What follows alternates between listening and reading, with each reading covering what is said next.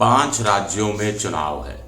मिजोरम, राजस्थान, मध्य प्रदेश, छत्तीसगढ़, तेलंगाना।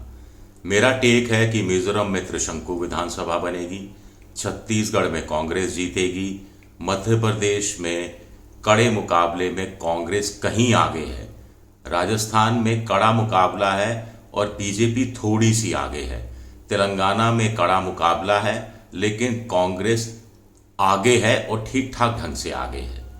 लेकिन कांग्रेस के लिए तेलंगाना और राजस्थान जीतना क्यों जरूरी है और बीजेपी के लिए मध्य प्रदेश को बचाना क्यों जरूरी है? नमस्कार, मैं हूं आपका दोस्त विजय विद्रोही। आप मुझसे जुड़ चुके हैं, इसके लिए आप सबका तहे दिल से शुक्रिया। और अगले 8-10 मिनट हम विधानसभा चुनाव में जीत हार का विश्लेषण करने की कोशिश करेंगे। पहला बात करते हैं कांग्रेस की। मिजोरम में अगर कांग्रेस कड़ी टक्कर देकर त्रिशंकु विधानसभा की स्थिति में सरकार बनाने की स्थिति में आई तो बहुत बड़ी कामयाबी होगी। लेकिन मोटे तौर पर मिजो नेशनल फ्रंट और उसके साथ बीजेपी है, कुछ पार्टियां, माना जा रहा है सबसे बड़ा गठबंधन वो हो सकता है।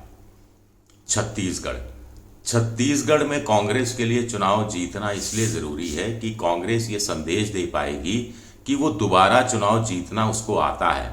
ममता दोबारा चुनाव जीतती है, तिवारा जीतती है, नवीन पटनायक 4-5 बार जीतते हैं, गुजरात में बीजेपी लगातार जीत रही है, उत्तर प्रदेश में बीजेपी दोबारा जीती है, तो कांग्रेस वो उस श्रेणी में शामिल होना चाहेगी। दिल्ली में आम आदमी पार्टी दोबारा जीत रही है तो उस श्रेणी में शामिल होना चाहेगी।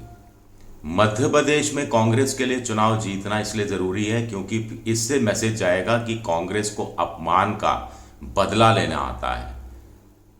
कांग्रेस मजबूती से अपने अपमान का एक साथ खड़े होकर, एक मंच पर सारे नेता खड़े होकर बदला ले सकते हैं और बीजेपी के ऑपरेशन लोटस का मुंह तोड़ जवाब दे सकते हैं। ये संदेशा कांग्रेस दे सकती है मध्य प्रदेश जीतने के बाद। राजस्थान में कांग्रेस का चुनाव जीतना इसलिए ज़रूरी है क्योंकि अगर राजस्थान में कांग्रेस जीती तो ये संदेश जाएगा कि रिवाज बदलना कांग्रेस को आता है, जो बीजेपी को भी नहीं आया।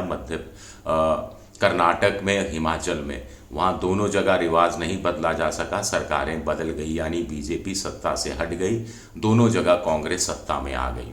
राजस्थान में 93 के बाद से हम ये ट्रेंड देख रहे हैं कि हर 5 साल बाद सरकार बदल जाती है और राजस्थान में अगर कांग्रेस जीती तो कांग्रेस देश भर में ये बहुत बड़ा संदेश देने में कामयाब होगी कि रिवाज बदलना आता है, बीजेपी के मुंह से जीत को छीनना आता है।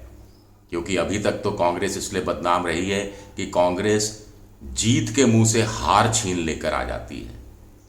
सबसे बड़ी बात तेलंगाना में अगर कांग्रेस जीती तो पूरे उत्तर भारत में कांग्रेस का कार्यकर्ता, चाहे वो बिहार हो, चाहे वो यूपी हो, चाहे वो झारखंड हो, चाहे फिर नीचे आप थोड़ा चले जाइए गुजरात हो, वो नए सिरे से उत्साहित होगा, संचारित होगा, चाहे दिल्ली हो।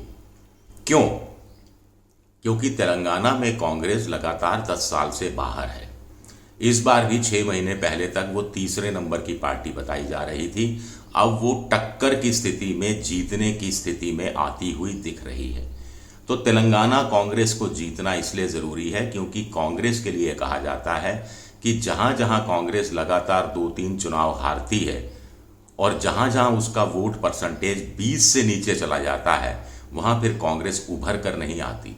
हमने बिहार में ये देखा है, हमने यूपी में ये देखा है, हमने दिल्ली में ये देखा है। गुजरात में कांग्रेस का वोट परसेंटेज ठीक ठाक रहा लेकिन वो लगातार चुनाव हारती रही और वोट परसेंटेज भी ठीक ठाक इसलिए रहा क्योंकि कोई चैलेंज करने नहीं आया।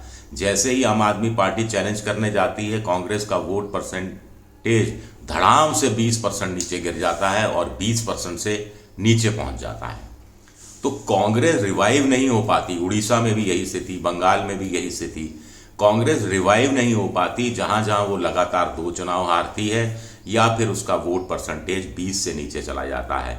ऐसे में तेलंगाना में कांग्रेस जीती तो सबसे सॉलिड मैसेज यही जाएगा कांग्रेस के देश भर में कार्यकर्ताओं में कि कांग्रेस को लड़ना आता है, कांग्रेस को फिर मिट्टी से फर्श से अर्श तक पहुंचना आता है, कांग्रेस के कार्यकर्ताओं को संघर्ष करना आता है, उनमें जीत का मादा है, जीत की भूख है और कांग्रेस की इज्जत के लिए वो तन मन धन से चुनाव मैदान में उतर सकते हैं। ये बहुत महत्वपूर्ण संदेशा जाएगा अगर तेलंगाना में कांग्रेस जीतती है तो सबसे बड़ी बात है कि एक स्टेट जीतना नहीं होगा कांग्रेस के लिए। एक स्टेट जीतने के मल्टीपल इफेक्ट्स होंगे, साइड इफेक्ट होंगे, जो पॉजिटिव साइड इफेक्ट होंगे। सबसे बड़ी बात है कि कांग्रेस अगर मान लीजिए छत्तीसगढ़ में चुनाव जीत जाती है, मध्य प्रदेश में जीत जाती है, तेलंगाना में जीत जाती है, राजस्थान में बहुत छोटे अंतराल से चुनाव हार जाती है, तो भी कांग्रेस का इंडिया ब्लॉक जो पॉलिटिकल फ्रंट है उसमें हिस्से से बढ़ जाएगी।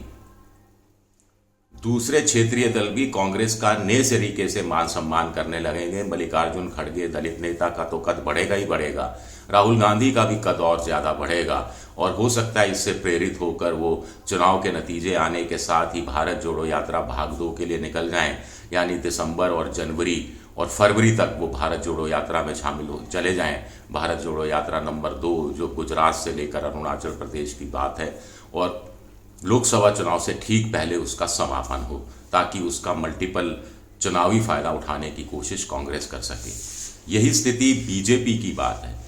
बीजेपी अगर राजस्थान जीतती है तो बीजेपी ये मैसेज देगी कि रिवाज बदलना हमें आता है। दूसरा, मध्य प्रदेश में अगर बीजेपी जीतती है, मध्य प्रदेश की जीत बीजेपी के लिए बहुत ज़रूरी है, तो वो मैसेज दे पाएगी कि हमें अपनी पुरानी सरकारों को, 18 साल पुरानी सरकारों को भी डिफेंड करना आता है, एंटी इनकम्बेंसी पर काबू करना आता है।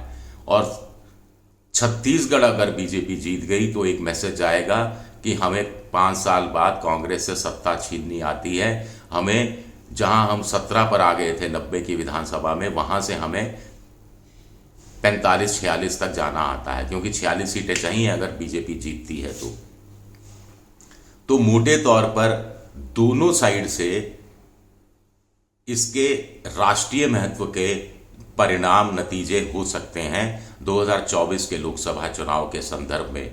बीजेपी अगर चुनाव जीती तो उसका एक बड़ा प्रयोग फिर माना जाएगा कि सफल हुआ, वो है सांसदों को टिकट देने का। और फिर मोदी लोकसभा चुनाव के मद्देनज़र थोड़ा निश्चिंत हो जाएंगे कि अगर सांसद चुनाव जीतते हैं कि सांसदों के खिलाफ एंटी इनकम्बेंसी नहीं है और नए चेहरों को भी कुछ जगह उतारा जा सकता है और पार्टी को नया बनाया जा सकता है। मोदी चाहते हैं कि हर 5 साल बाद कुछ नया हो, पार्टी नई लगे, कार्यक्रम नए लगे हैं, वोटर को लगे कि कुछ नया हो रहा है। वही पुराने चेहरे, वही पुराने नारे, इनसे काम चलने वाला नहीं है। तो मैंने आज आपको कांग्रेस और बीजेपी के लिहाज से इस चुनाव का थोड़ी समीक्षा करने की कोशिश की है। आपको मेरा वीडियो पसंद आए तो लाइक कीजिए, शेयर कीजिए, सब्सक्राइब कीजिए। लाइक कीजिए, शेयर कीजिए, सब्सक्राइब कीजिए।